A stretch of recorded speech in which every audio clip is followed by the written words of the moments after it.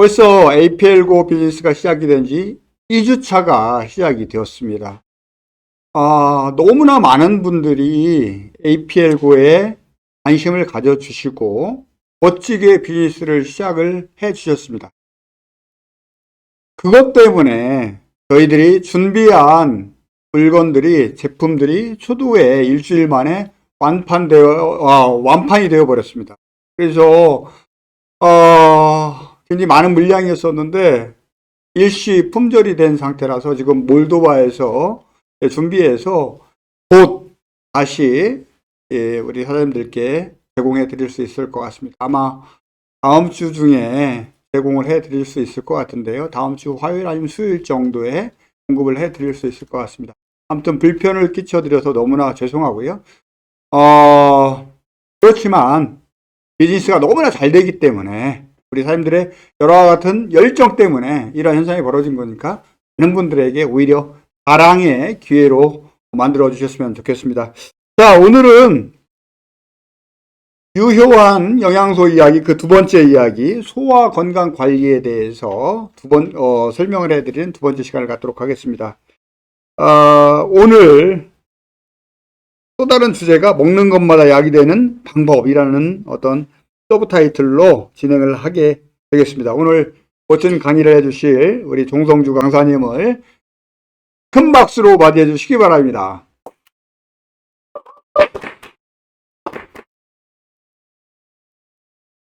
네, 안녕하세요. APL고 두 번째 시간입니다.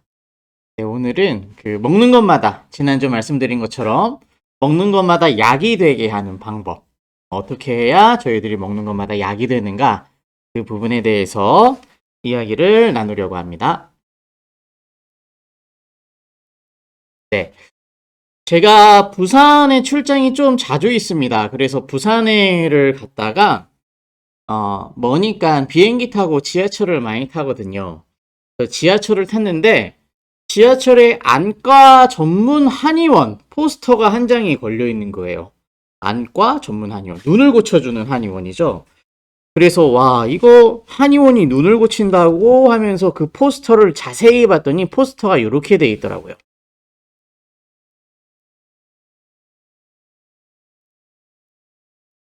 네. 포스터에 오장 육부는 뿌리, 눈은 가지. 이거 글씨가 작아서 안 보이실 것 같아서 옆에다 써놨습니다. 오장 육부는 뿌리고 눈은 가지다. 그래서 써있는 걸 한번 읽어드리면 눈은 영양분을 사용하는 곳이며 오장육부는 눈에서 사용 중인 영양분을 만들어서 공급을 하는 곳이다. 그렇기 때문에 눈을 치료하기 위해서는 눈만 보면 되는 게 아니라 반드시 눈에 영양을 공급시켜주는 오장육부를 다스려야 한다. 라고 이렇게 써 있는 거예요. 그러니까 이렇게 나무로 보자라고 하면 저희가 위에 이렇게 가운데 줄 쳐져 있는 거 위에 쪽으로는 저희 눈에 보이는 나무 몸통과 가지와 잎사귀다 라고 하면 저 줄 아래쪽으로는 뿌리가 있잖아요. 뿌리. 그쵸? 저희 눈에 보이는 부분에 어떠한 문제가 생겼다. 저 위에 부분에 문제가 생겼다. 그래서 눈에 보이는 그 부분을 치료한다라고 하면 당장에는 보기에 좋을 수도 있지만 밑에 뿌리에서 문제가 생겨서 위에가 문제가 생기는 거기 때문에 뿌리를 먼저 고쳐야 된다라는 그런 이야기다 라고 보시면 됩니다. 그래서 오장육부는 뿌리, 눈은 가지. 가지를 고치려면 뿌리를 고쳐야 된다. 식물 키워보시는 분들은 대부분 공감을 하실 거라고 생각을 하고 있습니다. 네, 그래서 이런 의문을 한번 가지시면 좋습니다. 그러면 뿌리는 대체 왜 문제가 생길까? 우리의 오장육부는 도대체 무엇 때문에 문제가 생길까라는 고민을 한번 잠깐씩 해보시면 좋을 것 같아요. 도대체 뿌리는 왜 문제가 생길까? 이거에 대한 답은 사실 엄청 많이 있기는 합니다. 각 의학 분야에 따라서 뿌리에 생기는 문제를 각각 다르게 해석을 하기는 하지만 위에서 문제가 시작이 됩니다 라고 할 때 이 의견에 어떠한 이견을 다는 그런 분야는 없다라고 봅니다. 왜 위에서부터 문제가 생기냐? 그 서울대학교 병원 신체기관정보에 따르면 위를 이렇게 정의하고 있어요. 위는 소화관의 일부분으로 식도와 승창자를 이어주는 소인원이다. 구강과 식도 내려온 음식물을 구강과 식도를 통해 내려온 음식물을 잠시 동안 저장을 하고 저장하는 동안에 소화작용을 거쳐서 소장으로 내려보는 역할을 한다. 이게 위입니다. 그래서 여기 위의 기능에는 기계적인 소화작용, 무언가가 들어왔으니까 무언가가 위로 들어오면 무조건 들어왔다? 그러면 기계적으로 소화를 시킨다라는 거예요. 그리고 위산을 이렇게 뿜어내면서 위 안에 들어온 음식물을 살균하고요. 펩신을 또 이렇게 내보내서 단백질을 분해시켜준다. 그래서 위의 기능이 소화, 살균, 분해. 크게 위는 이 세 가지를 하고 있습니다. 네. 저희가 입으로 무언가를 먹게 되면 가장 처음에 들어가는 위, 그 음식이 들어가는 위가 하는 일이 소화, 살균, 분해다라는 겁니다. 근데 여기서 살균과 분해 부분은 빼놓고 소화 부분만 한번 저희가 살펴볼게요. 앞에 말씀드린 거를 다시 글로 한번 그림으로 한번 정리를 하면 위가 이렇게 있습니다. 위에 어떤 음식물이 들어온 거예요. 그러면 위는 기계적으로 분해를 한다 그랬죠. 커다란 게 들어오면 위는 그걸 조그맣게 잘라주는 겁니다. 그리고 이렇게 조그맣게 잘라진 게 소장이다, 십이지장이다 이런 거를 지나면서 흡수가 되고요. 소장은 커다란 걸 흡수 못해요. 그래서 위에서 이렇게 조그맣게 잘라주면 그것들이 흡수가 되고 마지막에 흡수되지 않고 남은 찌꺼기들이 대장으로 가게 되는 거예요. 그래서 대장에서 수분을 이렇게 뽑아서 저희가 변을 만들고 변이 대장 운동에 의해서 바깥으로 나가게 되는 겁니다. 이게 일반적인 거예요. 근데 만약에 위가 문제가 생겼다. 그래서 어떠한 음식물이 위로 들어왔는데 이걸 조그맣게 만들어주는 기계적인 소화작용이 일어나지 못하게 되는 경우에 얘가 바로 대장으로 가게 됩니다. 왜냐면 위로 어떤 음식이 들어왔을 때 그거를 조그맣게 쪼개야 소장에서 흡수를 하는데 위에서 그거를 쪼개주지 못하게 되다 보니까 커다란 상태 그대로 소장으로 들어가게 되고요. 소장은 이거를 흡수하지를 못해요. 그래서 이게 그대로 대장으로 들어가게 됩니다. 그러면 대장에서 이 음식물들의 수분을 빼야 되는데 음식물 덩어리가 워낙 크다 보니까 수분을 잘 빼내지 못하게 돼요. 그리고 변의 양도 많아지게 되죠. 그러면서 대장 안에는 질척질척하고 오래된 변들이 서서히 쌓이기 시작을 합니다. 그러면서 대장이 망가지게 돼요. 대장이 망가지게 되면 넘어가지가 않습니다, 지금. 네, 대장이 망가지게 되면 간이 함께 망가집니다. 이게 당누수증후군이라고 하는 질환이 하나 있어요. 그게 뭐냐? 당이 누수하고 있다. 저희 현장에 누수가 일어난다. 방수공사가 잘못돼가지고 현장에서 비만 오면 누수가 일어난다. 이거는 빗물이 샌다라는 거잖아요. 그쵸? 장 누수가 일어난다. 장누수 증후군. 이거는 장이 샌다라는 건데 대장에서 빠져나가야 되는 노폐물들이나 어떠한 독소들이 대장에서 새어나가기 시작을 한다라는 거예요. 대장이 벌어져서 노폐물이 새어나가는데 대장에서 새어나가는 누수되는 독소들이 어디로 가냐면 혈관으로 들어갑니다. 그러면서 대장이 망가지면 혈관이 아무래도 평소보다는 더 많은 독소와 노폐물들이 돌아다니게 되고요. 이것들을 정화하느라고 간이 굉장히 힘들어져요. 그래서 위가 제 기능을 하지 못하면 음식을 잘라주지 못하기 때문에 대장에 문제가 발생을 하게 되고 그 문제가 간까지 번지게 되는 겁니다. 자, 근데 사람의 몸은 다 연결이 돼 있어요. 아까 전에 대장이 뿌리다 라고 하지 않고 오장육부가 뿌리다 라고 얘기를 했잖아요. 왜 그러냐면 간단하게 말로만 설명을 드릴게요. 간이 힘들어지게 되면 피가 깨끗해지지를 못해요. 그렇죠? 피가 끈적끈적하고 피가 무거워진단 말이에요. 그 피를 쫙쫙 뿌려주는 기관이 어디냐? 심장입니다. 피가 맑고 건강할 때는 심장이 살살살 뿌려줘도 피가 온몸 구석구석 잘 간단 말이에요. 그렇죠? 근데 피가 무거워졌다, 끈적끈적해졌다. 그러면 이때부터는 심장이 평소보다 좀 더 강한 힘으로 피를 밀어 보내야 되는 겁니다. 그렇지 않으면 내 몸 구석구석까지 가지 못하는 거예요. 그러면서 심장에 무리가 오게 됩니다. 네, 심장에 무리가 이렇게 오게 됩니다. 그리고 심장이 무리를 한다. 저희들이 운동을 열심히 하거나 이렇게 무리를 많이 하거나 스트레스를 받게 되면은 열이 나잖아요. 열. 그래서 심장이 무리를 하게 되면 심장에 열이 올라가게 되거든요. 심장에 열이 점점점 올라가면 이 열을 낮춰줘야 되잖아요. 심장의 열을 낮춰주는 게 뭐냐면 콩팥입니다. 신장. 그래서 신장에서 콩팥에서 물을 많이 만들어서 심장을 이렇게 꺼주는 거예요. 심장에 난 열을 재워주는 겁니다. 이런 식으로 저희의 몸이 되어져 있어요. 그래서 또 신장이 문제가 생기게 되면은 또 부종이라는 게 생기고 신장에서 또 노폐물을 못 걸러주기 때문에 간에 또 문제가 생기게 되고 이러면서 삥삥삥 도는 여러 가지 문제들이 발생을 하게 되는 겁니다. 그래서 다른 무엇보다 저희의 몸이 건강하려면 오장육부 튼튼하게 하려면 위를 먼저 관리해야 됩니다.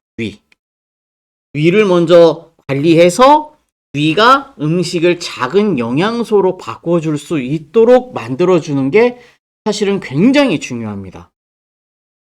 그래서 위가 음식을 작은 영양소로 잘 바꿔줄 수 있도록 관리가 잘 되면 저희 뿌리에 해당하는 기관들이 스트레스가 점점 줄어들기 때문에 컨디션이 좋아지게 돼요.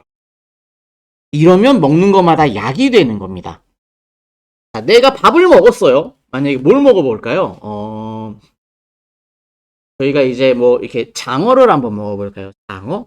이렇게 풍천장어가 좋다고 해가지고 저희가 풍천장어집에 가가지고 장어를 이렇게 막 소금구이도 해먹고 양념구이도 해먹고 양껏 먹은 거예요. 근데 그 장어가 내 입을 통해서 들어간 장어가 굉장히 맛있는데 그 장어가 위에서 쪼개져야 된단 말이에요. 그쵸? 장어라는 게 위에서 영양소로 분해가 돼야 됩니다. 쪼개져야 됩니다. 소화가 돼야 됩니다. 근데 위가 그 장어를 분해 소화를 못 시키는 거예요. 그러면은 그 커다란 덩어리가 소장에서 흡수가 못 되니까 장어에 있는 영양소들이 흡수가 되지 못하고 대장으로 가서 변으로 바뀌게 되는 겁니다. 입에서만 즐겁고 몸에서는 하나도 즐겁지 않은 일들이 생기게 되는 거예요. 근데 저희의 위가 내가 먹는 것마다 다 분해와 소화를 잘 시켜서 먹는 것마다 실제로 내 몸에 사용되어지는 영양소로 변하게 하고 내 몸들은 그 영양소를 잘 흡수를 할 수 있다라고 하면 저희들이 이렇게 건강을 위해서 혹은 그냥 맛있어서 먹는 모든 음식물을 통해서 영양소를 흡수할 수 있게 된다라는 거죠. 근데 지금 저희들의 위가 그렇게 튼튼하냐? 사실 위라는 거를 평소에 관리를 하지 않게 되면 지금 제가 말씀드린 개념 안에서 위가 제 일들을 잘 하지는 못할 겁니다. 그렇기 때문에 저희들이 건강을 위해 무언가 투자를 한다라고 하면 가장 먼저 신경을 써 주셨으면 하는 부분 중에 하나가 위입니다. 그러면 위를 어떻게 해야 건강하게 관리할 수 있을까라는 부분에 대해서 말씀을 드릴 텐데요. 그 혹시 약방의 땡땡이라는 말이 있는데 이 땡땡에 어떠한 약초가 들어가는지 알고 계시는 분 계실까요? 대부분이 아마 알고 계실 거예요. 약방의 감초라고 하는 말이 있습니다. 약방의 감초. 뭐 우리나라 동의보감에도 많이 나와져 있지만 이 감초라고 하는 거는 사실은 뭐 인도의 아유르베다라든지 중국의 봉초 강목이라든지 이런 모든 식물을 소재로 한 모든 의학서적에 등장을 하는 그런 약재입니다. 그래서 감초의 역할로는 뭐 헬리코박터균 증식을 억제해주고 뭐 위점막을 보호해준다 이렇게 되어져 있기는 하지만 사실 감초의 가장 큰 역할은 중화작용입니다. 중화작용. 저희들이 아무리 음식을 좋은 것들을 먹는다라고 해도 내 신체 구조상, 내가 타고난 신체 에너지상 적당히 먹은 것이 몸 안에서는 부담이 될 수 있어요. 강할 수도 있고 약할 수도 있단 말이에요. 그래서 내 몸에 들어온 것들이 내 몸에 너무 강하게 작용을 한다. 그러면 그것들을 중화시켜 주는 겁니다. 저희들이 한의원에 가서 어떠한 약을 지어 먹으면 한의사 선생님은 제 체질에 맞게끔 약을 정말 잘 지어 주셨는데 그 약이 저한테는 조금 강할 수 있잖아요. 그것들을 중화시켜 주는 게 감초입니다. 그래서 약방의 감초라는 말, 모든 약에 감초를 넣는 이유가 제 건강을 위해서 중화작용 때문에 넣는 건데 이 중화작용이 위를 편안하게 만들어주는 거예요. 내가 먹은 모든 것들이 위로 처음에 들어가는데 위에서부터 그 독한 것들, 나한테 너무 강한 것들이 중화되지가 않으면 위가 굉장히 힘들어지거든요. 그래서 감초는 위를 보호하는데 가장 훌륭한 약초 중에 하나다라고 생각을 하시면 됩니다. 그리고 그 헬리코박터균이라고 하는 게 있는데 얘는 뜨거운 물에도 죽지 않아요. 헬리코박터균은. 그래서 만약에 이런 얘기 드려도 될까요? 저희 한국은 찌개를 같이 먹는 문화잖아요. 만약에 5명이서 찌개를 먹고 있다. 그런데 이렇게 내가 숟가락으로 이렇게 국자로 그릇에다 덜어 먹는 게 아니라 숟가락으로 다 같이 퍼먹는 거예요. 그 찌개를. 근데 만약에 제가 헬리코박터균이 있는 겁니다. 제가 숟가락으로 찌개를 떠서 먹고 이 숟가락을 다시 찌개에다가 담그면 제 몸에 있는 헬리코박터균이 숟가락을 타고 찌개 안으로 들어갑니다. 찌개가 펄펄 끓고 있어도요. 헬리코박터균은 죽지 않아요. 그거를 옆에 있는 사람이 숟가락으로 떠서 먹게 되는 겁니다. 이런 식으로 되기 때문에 위가 건강하기가 굉장히 힘든 거예요. 이 헬리코박터균이 위에서 구멍을 내고 막 위궤양을 일으키고 하기 때문에 한국인의 정서상, 문화상 헬리코박터균을 서로 주고받을 수 있는 환경이 굉장히 쉽게 형성이 되는데 이 환경 자체를 바꿀 수가 없으니 저희 스스로가 이 헬리코박터균을 억제할 수 있는 능력을 가지면 좋죠. 그 능력도 감초에 들어있다라는 겁니다.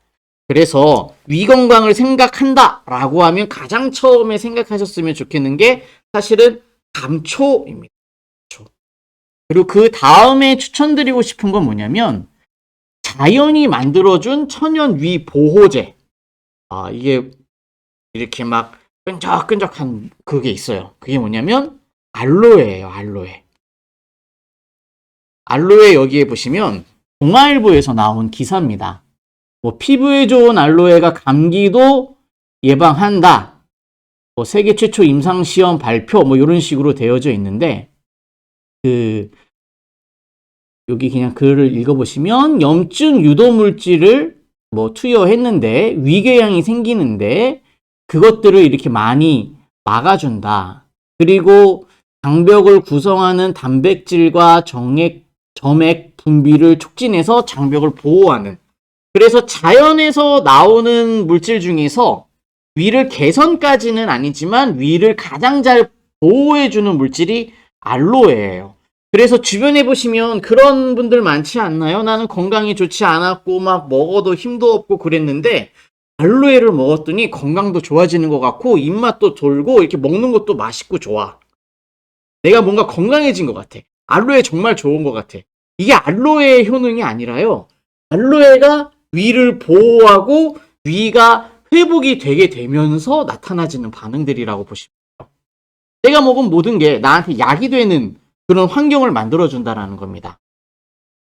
네, 그리고 몸을 편안하게 해주는 캐모마일이라고 하는 게 있는데, 그 약물로 쓰이는 허브 500가지 이렇게 정의가 되어져 있는 게 있습니다. 그래서 캐모마일이 거의 첫 번째로 나오는데요. 상쾌한 향이 있어서 뭐 차와 음료수에 많이 사용되는데 식후의 소화를 돕고 진정작용과 소염작용이 있다. 저희들이 밥을 먹고 나서 혹은 밥을 먹기 전에 캐모마일이 우리의 몸에 들어온다 라고 하면 이것들이 우리가 먹은 것들을 소화를 잘 할 수 있도록 도와준다라는 거. 그리고 부가적으로 진정작용과 소염작용이 있다라고 하는데 캐모마일의 장점이 또 뭐가 있냐면 정신적으로 굉장히 뭐랄까요 불안감을 해소시켜주고 뭐 이렇게 잠을 잘 못 자는 사람들이 잠도 좀 잘 자게 되고 마음을 편안하게 만들어주는 그러한 작용이 또 있습니다. 그래서 저희의 육체적인 스트레스는 결국에는 정신적인 스트레스를 동반시키게 되는데 이게 무슨 얘기냐? 위가 아프면 짜증나잖아요. 위가 아프면 아프다 근데 행복하다 이러는 사람이 어딨어요. 그렇죠? 위가 아프면 스트레스 받는단 말이에요. 그리고 그 스트레스가 염증을 만들어서 다시 위를 안 좋게 만드는 그런 병리학적인 구조를 가지고 있는데 알로에와 감초 같은 것들로 위를 이렇게 보호를 하면서 정신적으로 갖고 있는 어떠한 스트레스까지 이렇게 해소를 해주게 되면 위뿐만 아니라 저희의 몸, 전반적인 몸의 건강이 굉장히 좋아지는데 도움이 된다라는 거죠. 그래서 위 건강을 챙기자라고 할 때 어떠한 정신적인 스트레스까지 함께 챙기자. 그러면서 소화에도 도움이 되는 어떠한 물질을 쓰자라고 하면 첫 번째로 떠오르는 게 캐모마일이라고 하는. 네, 그리고 마지막으로 한 가지 더 이렇게 소개해 드리고 싶은 게 있는데 그 징기스칸 3대 보물 중에 하나라고 이게 징비록에 써 있어요. 징기스칸이 이렇게 전쟁을 하건 뭘 하건 꼭 챙겨 다니는 3대 보물 중에 하나. 그게 뭐냐면 어렵죠. 갈매 보리수 나무 열매라고 하는 거예요. 갈매 보리수 나무 열매.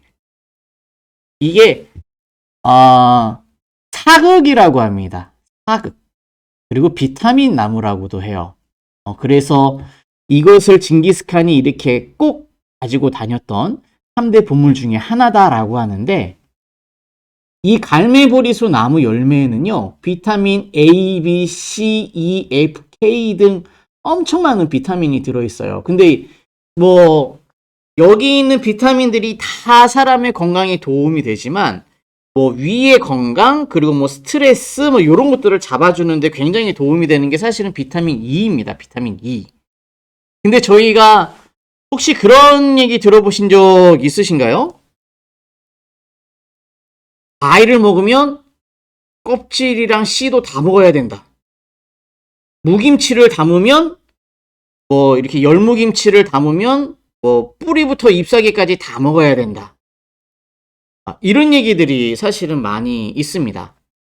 식물을 다 먹어야 된다라는 거예요. 그게 왜 그러냐면 내가 어떠한 식물에서 건강에 좋다라고 하는 무언가를 이것도 그냥 이해하시기 쉽게 제가 경험했던 것 중에 하나를 말씀드리면 저희들이 토마토 안에 있는 라이코펜이 암 환자한테 항암 효과에 좋다라고 해서 라이코펜만 많이 뽑아가지고 암 환자들한테 드렸던 적이 있어요.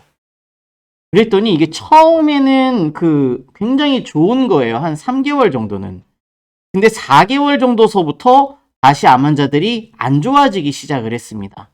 그러면서 이전에 가지고 있지 않던 새로운 불편한 증상들이 생겨나게 됐는데 이게 왜 그러는가 하면서 이렇게 여기저기 자문을 구해보니까 토마토 안에 있는 라이코펜이 굉장히 좋은 거긴 하다.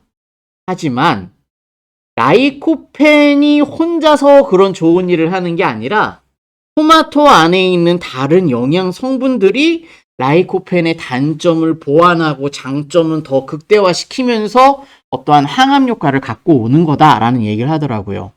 그래서 식물에서 어떠한 한 부분, 한 영양소만을 추출해 먹는 것보다 통째로 먹는 게 좋다라는 얘기가 많이 나오기 시작을 했는데, 그 중에서 복합적으로 먹으면 가장 좋은 것이 뭐냐면 비타민이에요. 그래서 복합 비타민 시대가 열리게 된 건데, 그 복합 비타민이라고 하는 게 같은 식물에서 뽑아냈냐라는 거죠.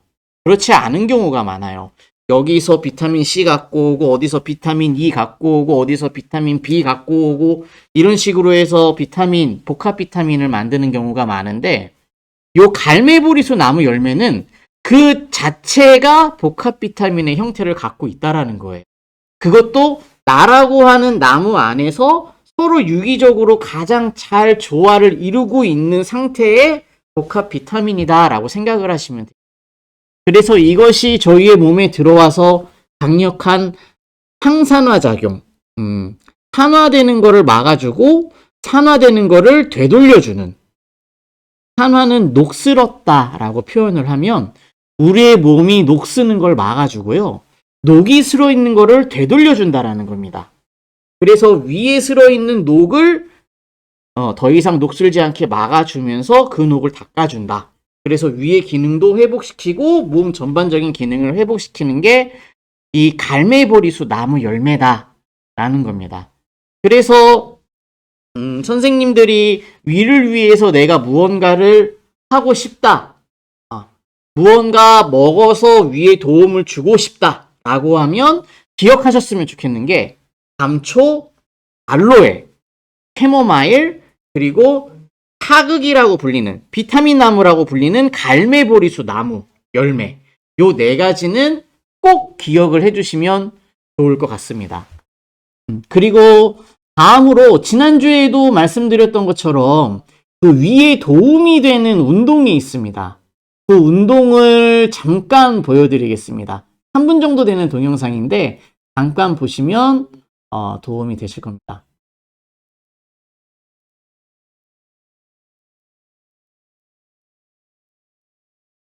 천천히 이제 넣어준다고 생각하시면 되고요.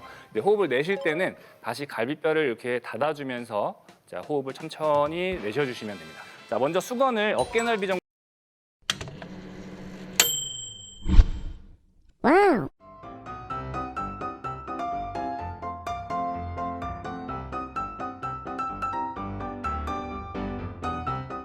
기지개 스트레칭인데요.